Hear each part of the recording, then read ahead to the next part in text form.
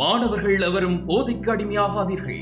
அடிமையானவர்கள் மீண்டதாக சரித்திரமில்லை. எனவே உங்களையும் சமூகத்தையும் பாதுகாத்துக் கொள்ளுங்கள். உங்கள் நலன் கருதி கல்வி TV. Hi children, how are you going on? We have learned a lot of things in the previous classes. Today we are going to start with combining sentences. Okay?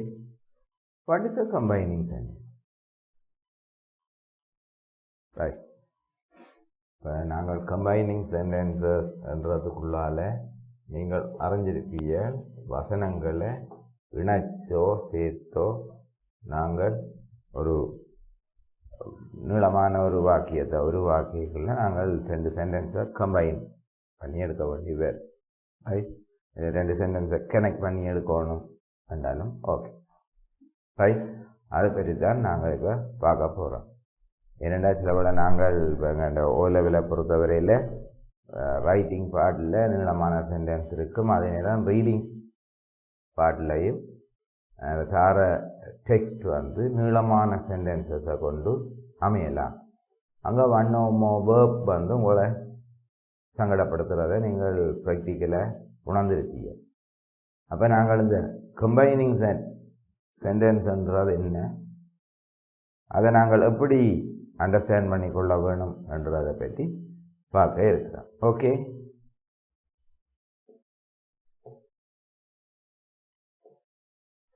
சரி. அப்போ கம்பைனிங் சென்டென்சஸில் இங்கே நாங்கள் 3 சப்டாபிக்ஸுகளை நாங்கள் பார்க்க இருக்கிறோம். சப்டாபிக்ஸோ அல்லது 3 டிவைட் பண்ணியோன்னு நீங்கள் விளங்கிக் கொள்ளலாம். First one, 2 sentence. இப்போ இங்கே நாங்கள் விளங்கிக் கொள்ள வேண்டிய விஷயம், இங்கே நாங்கள் 2 சென்டென்சஸை தான் கனெக்ட் பண்ண போகிறோம். Each with a finite verb. It combined into one sentence with only one finite verb. அப்போ இங்கே ஒவ்வொரு சென்டென்ஸும் அப்போ 2 finite verb-ஐ நாங்கள் இப்போ என்ன செய்ய போகிறோம்,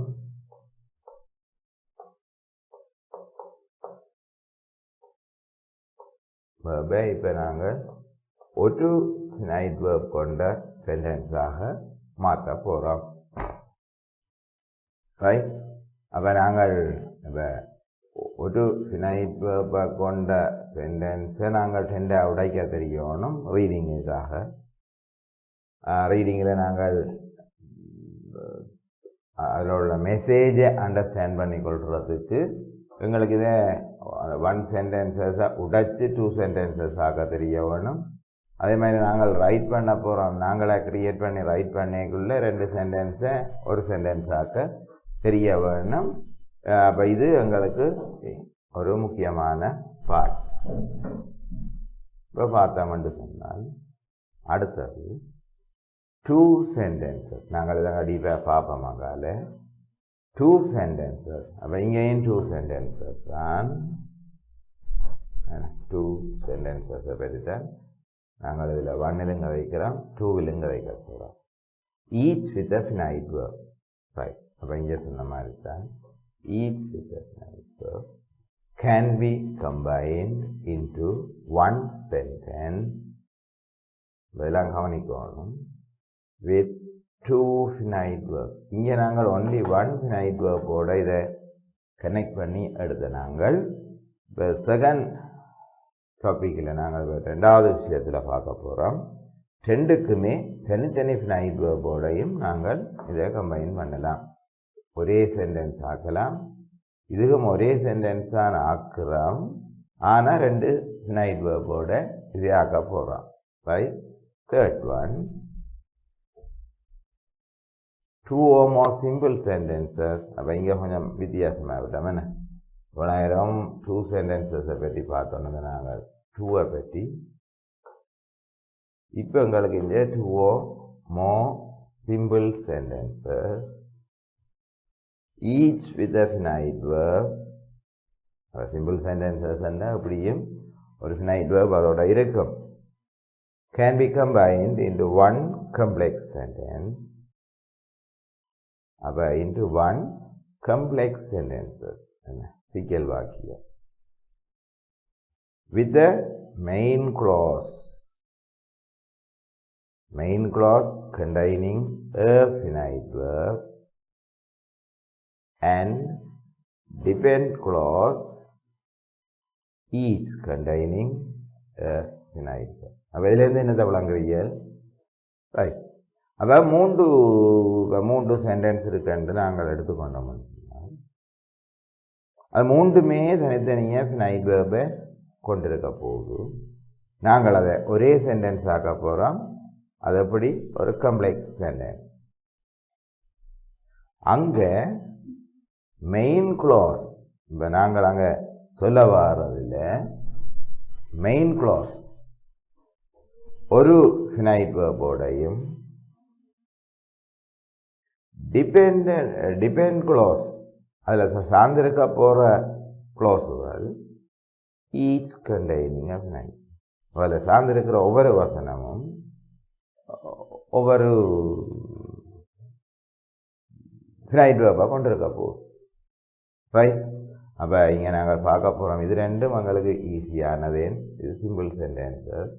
ஆனால் இதை நாங்கள் காம்ப்ளெக்ஸ் சென்டென்ஸாக மாற்ற போகிறோம். அப்போ காம்ப்ளெக்ஸ் சென்டென்ஸாக மாற்றக்குள்ள கவனிக்கணும்.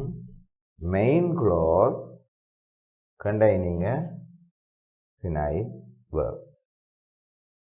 The main clause அப்பவும் தனக்கு ஒரு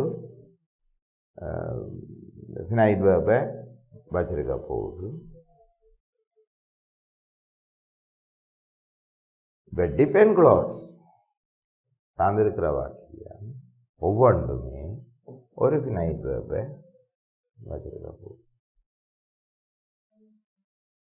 ரைட். நாங்கள் அங்கே எக்ஸாம்பிளுக்குள்ளே போயிருக்க உங்களுக்கு கூட விளங்கும். ரைட். அப்போ இது 2 சென்டென்சஸை நாங்கள் கனெக்ட் பண்ண போகிறோம். ஒவ்வொரு வசனமும் ஒரு ஃபினைட் வேர்போடு இருக்க போது combined into one sentence with only one finite verb. Right. Second one, 2 sentences each with a finite verb can be combined into one sentence with 2 finite verbs. அப்போ 2 சென்டென்ஸ் இருக்க போது 2 சென்டென்ஸும் அங்கே ஃபினைட் வேர்போடு வரப்போகுது. இங்கே 2 சென்டென்ஸ் இருக்குது, இங்கே 2 சென்டென்ஸ் இருக்குது, ஆனால் அது ஒரு ஃபினைட் வேர்பாக வரப்போகுது. இங்கே 2 இருந்தால் 2 ஃபினைட் வேர்போடு வரப்போகுது வசனங்கள். இங்கே வேறுங்கோ 2 or more simple sentences each with a finite verb. அப்போ 3 இருக்குன்னா 3 finite வேர்போடு இருந்தது.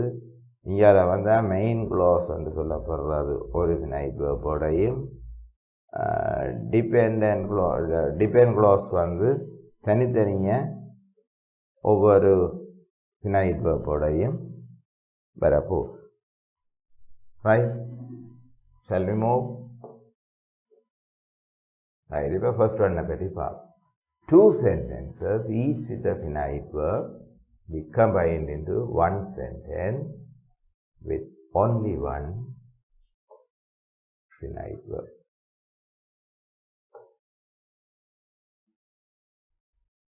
அப்போ இந்த 2 finite verb ஒரு finite verb-ஆக மாற்ற போகிறோம்.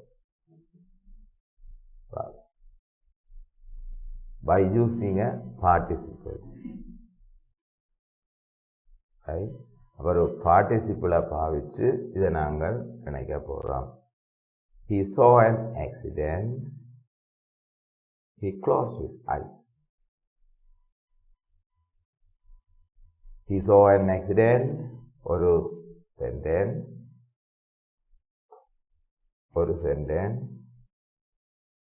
He closed his eyes in a sentence. இப்போ இதில் பார்த்தோம்னு சொன்னால் so finite verb, close finite verb. இதை நாங்கள் இப்போ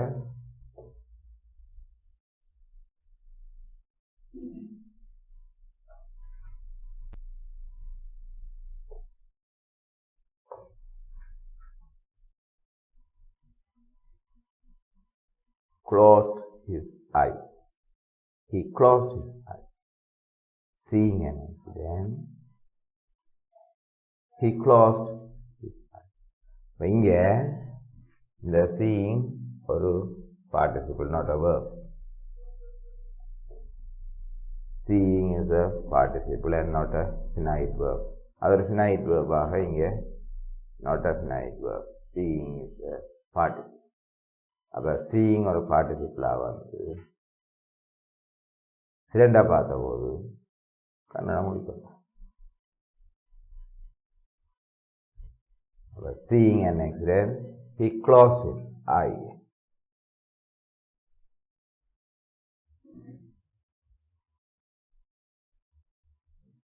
B part, by using an infinitive. அப்போ இன்ஃபினிட்டிவை பாவிச்சும் நாங்கள் இப்படி கனெக்ட் பண்ணலாம். அதாவது எப்படி கனெக்ட் பண்ணலாம்? டூ ஃபினைட் வேர்ப்ஸோட வந்த டூ சென்டென்சஸை நாங்கள் ஆட் பண்ணி இப்போ ஒரு finite verb ஓட கொண்டு வர போகிறோம். He went to the canteen. He went to the canteen. He wanted to take. அப்போ இங்கே பாருங்க, wanted to take.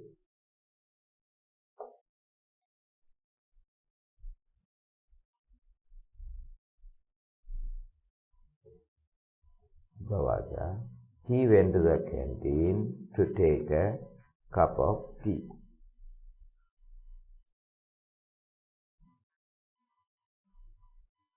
அப்ப இங்கே பார்த்தீங்கன்னா இந்த wanted to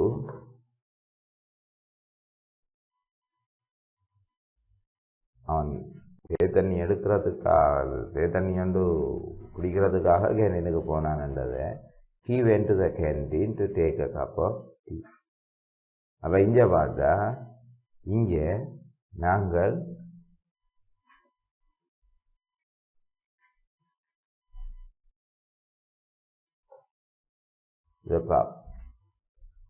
went to the canteen. அப்ப இங்கே finite verb and the went. Finite verb to take infinitive.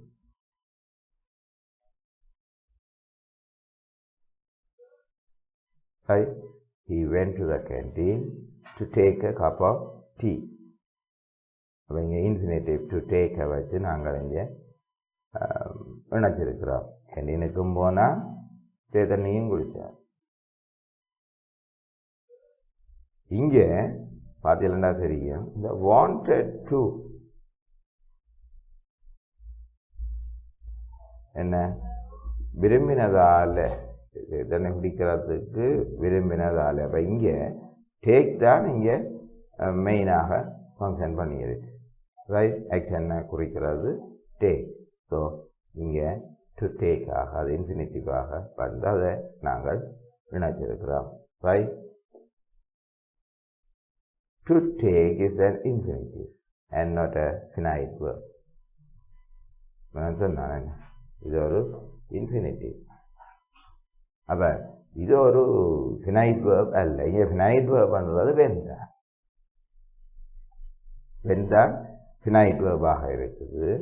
To take is an infinitive verb, not a finite verb. Okay?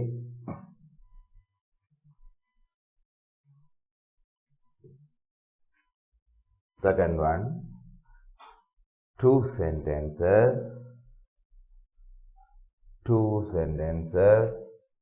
each with a finite verb can be combined into one sentence with two finite verbs. அப்போ முதல் ரெண்டு finite verb ஒரு finite verb ஆக மாற்றினாங்கள். இப்போ ரெண்டு finite verb இருக்குது. ரெண்டு சென்டென்ஸையும் join பண்ணின பிறகும் அங்கே ரெண்டு finite verb. Right? By using and to express addition.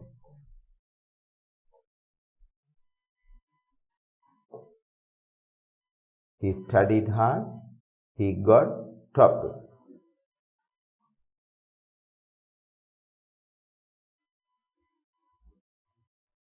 using and. அப்போ இங்கே வாதம் வந்தா he studied hard and got top.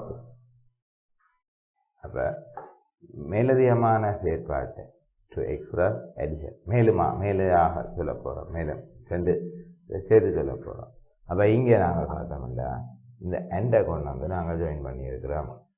இங்கே ஸ்டடிட் ஒரு finite verb, got ஒரு finite verb. அப்போ இங்கே நாங்கள் பார்த்தோம்னா ஸ்டடி got. இப்போ இந்த ரெண்டு finite verbம் இங்கே வந்திருக்கு. இந்த ரெண்டு finite verbுமே திரும்ப இங்கே வந்திருக்கு.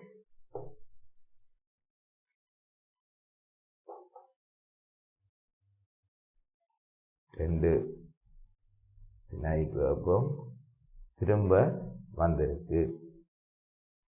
Study got.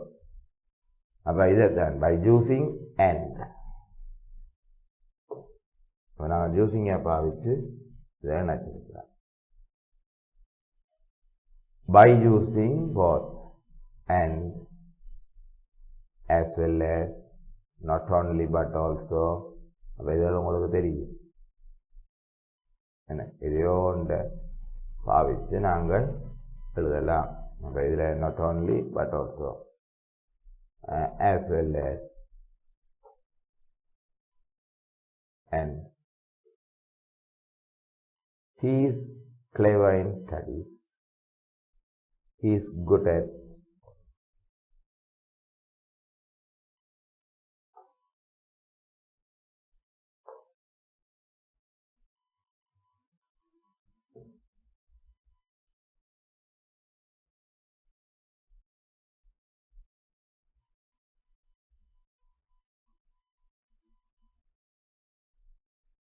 he can speak both Sinhala and English very well.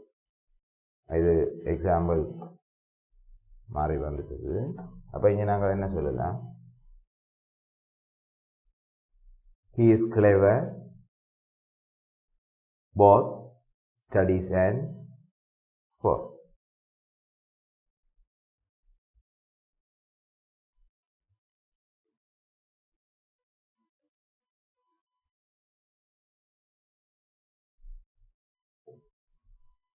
He is clever in studies as well as good at sports.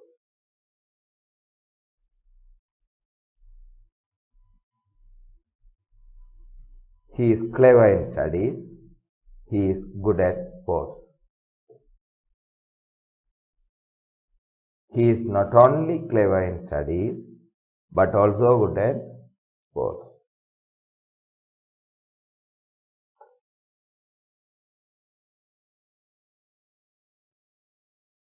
இப்போ இங்கே பார்த்தோம்னு சொன்னால் verb ஒருக்கா தான் நாங்கள் திரும்ப அதை யூஸ் பண்ணுறோம்.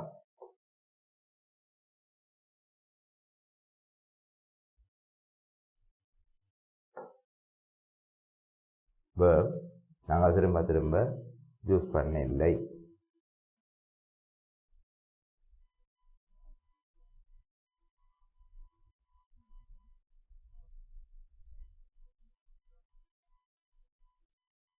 ரைட். அப்போ நாங்கள் பார்த்தோம்னு சொன்னால் பை யூஸிங் அண்டை பாவித்து நாங்கள் இந்த கனெக்டிவ்ஸை செய்திருக்கிறோம். அண்டை பாவித்து செய்திருக்கிறோம். அதே மாதிரி இங்கால அண்டை பாவிக்கலாம், as well as பாவிச்சிருக்கலாம், not only but also பாவிச்சும் நினைச்சிருக்கலாம். ரைட். அதுக்குரிய உதாரணங்களை பார்த்துருக்கலாம். Right. This is understood in the second part.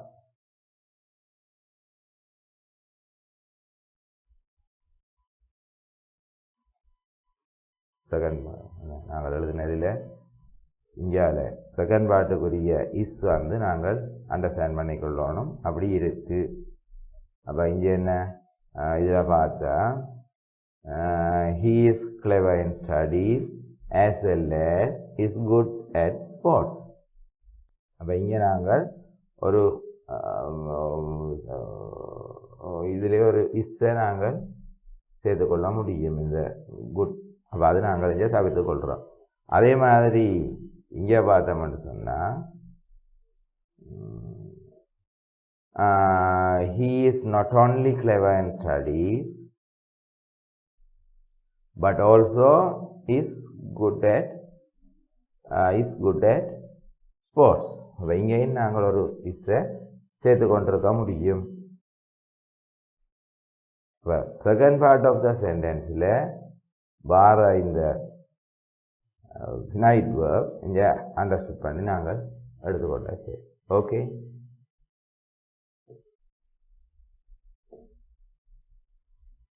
இதுவும் அதே தான். Second part type 2, second type 2 sentences. Okay, 2 sentences each with a finite verb into one sentence with 2 finite verbs. இதுதானே பார்த்து கொண்டு இருக்கிறோம் செகண்ட் ஒன். ரைட், அப்போ செகண்டை பார்த்தோம் அப்படின்னா சி மூன்றாவது விஷயம். முதலாவதே பார்த்து நாங்கள் எண்டை பாவிக்கிறாங்கள். அப்புறம் அங்கால போத் அண்ட்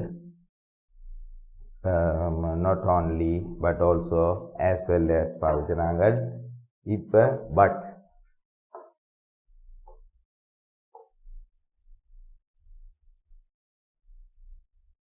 பட் யூஸ் பண்ண போகிறோம். he ran fast. he did not win the race. he ran fast, did not win.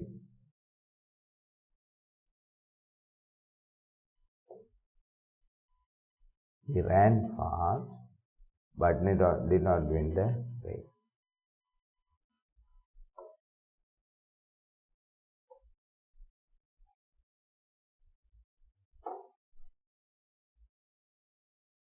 இது நாங்கள் சாதாரணமாக இந்த அண்ட் பட் எல்லாம் சாதாரணமாக பார்த்துருக்கிறோம். as well as not only but also எல்லாம் நாங்கள் முதல் வகுப்புகளில் படித்து கொண்டு வந்து நாங்கள் படிப்படியாக இப்போ எல்லாம் சேர்த்து பார்க்கக்குள்ள தான் சில வழி ஒரு மயக்கமாக இருக்க மாட்டேன். படித்து நாங்களோ அப்படி இருக்குமோன்னு படிச்சுட்டான்.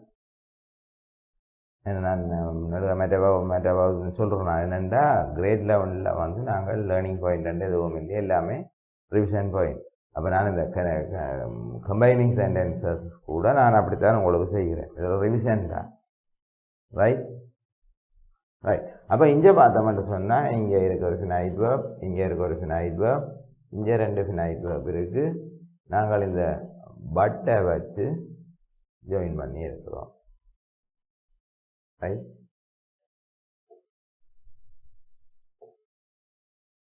இப்போ by using either or, neither nor, or, either, so இப்படியான சொல்லுகளை வச்சு பார்க்க போகிறோம். either or, neither nor, or, either, so.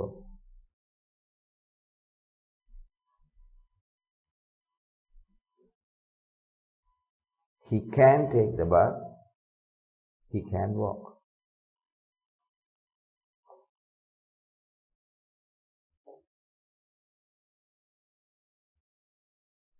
Take, walk.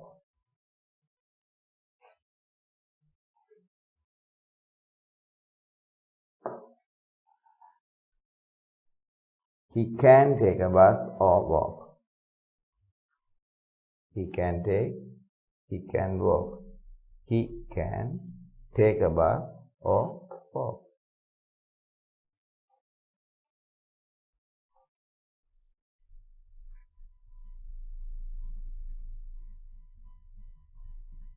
அப்போ இங்கே பார்த்தீங்கன்னா he can நாங்கள் எடுத்துருக்கிறோம், take a bus or walk. அப்போ he can take a bus or can walk.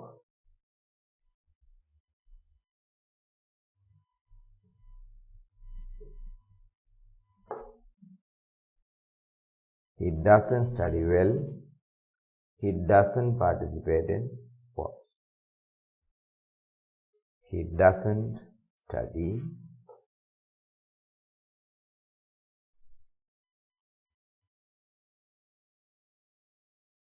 Doesn't participate. He neither study well nor participate in sports.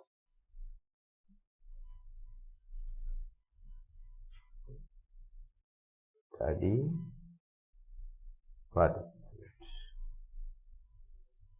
அப்போ இந்த நெகட்டிவை நாங்கள் doesn't நெய்த no அதான் நீங்கள் படிச்சிருப்பியல் ஞாபகப்படுத்தி பாருங்கோ எய்த ஓ இது அல்லது அது நெய்த நோ இதுவும் இல்லையா அதுவும் இல்லையான்னு சொல்லி முதல் படிச்சிருப்பியல் சின்ன வகுப்பில் ரைட் நெய்த நோ இதுவும் அல்ல அதுவும் அல்ல எய்த ஓ இது அல்லது அது ரைட் அப்போ இதை விளங்கி கொண்டா சரி right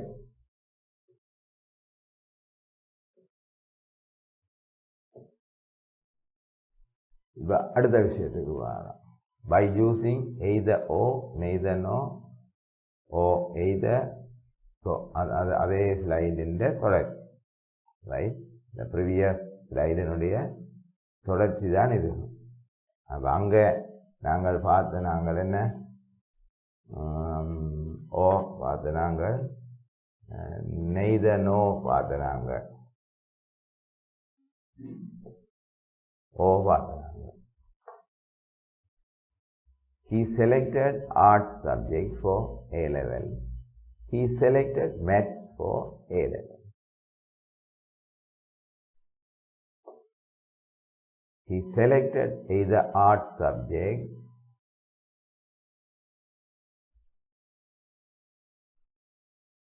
he selected either arts subject selected or maths subject.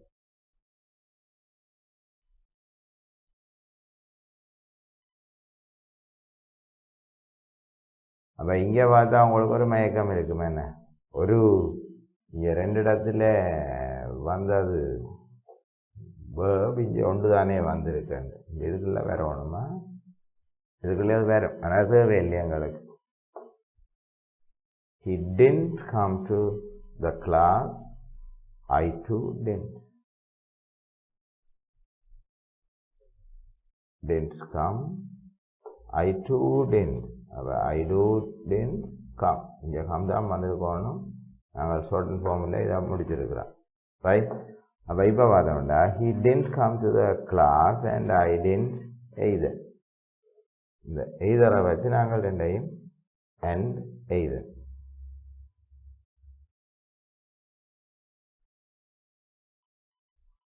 சரிதானே அப்போ இங்கே நாங்கள் ஓ பாவிச்சிருக்கிறோம்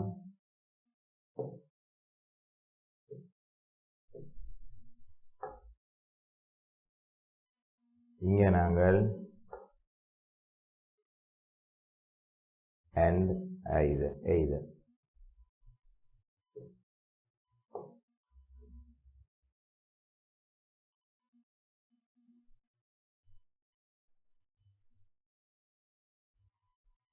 that was the lockdown period.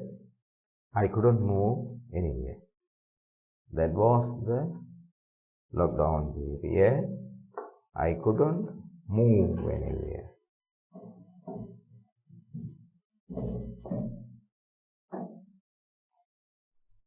அப்போ இப்போ பார்த்தோம்னு சொன்னால் that was the lockdown period, so I couldn't move anywhere.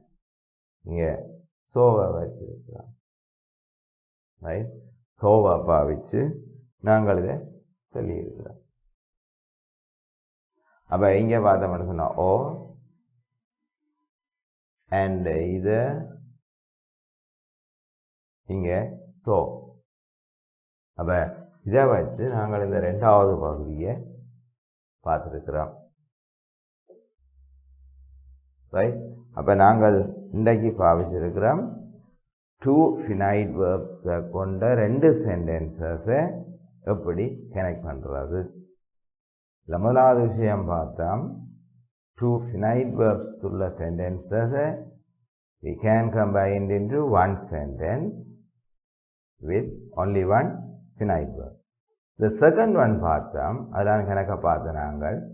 The second one பார்த்தோம், two sentences with each of them have one finite verb. We can combine the sentences into one sentence with two finite verbs. Right? அப்போ இதில் type 1, type 2 பார்த்துருக்கிறோம். Combining sentences. Right? We can meet with another class with the third part. Okay? கல்வி டிவியில் புத்தம்புது நிகழ்ச்சிகளை உடனுக்குடன் பார்த்து மகிழ எமது ஃபேஸ்புக் மற்றும் யூடியூப் பக்கத்தை லைக் செய்யுங்கள்.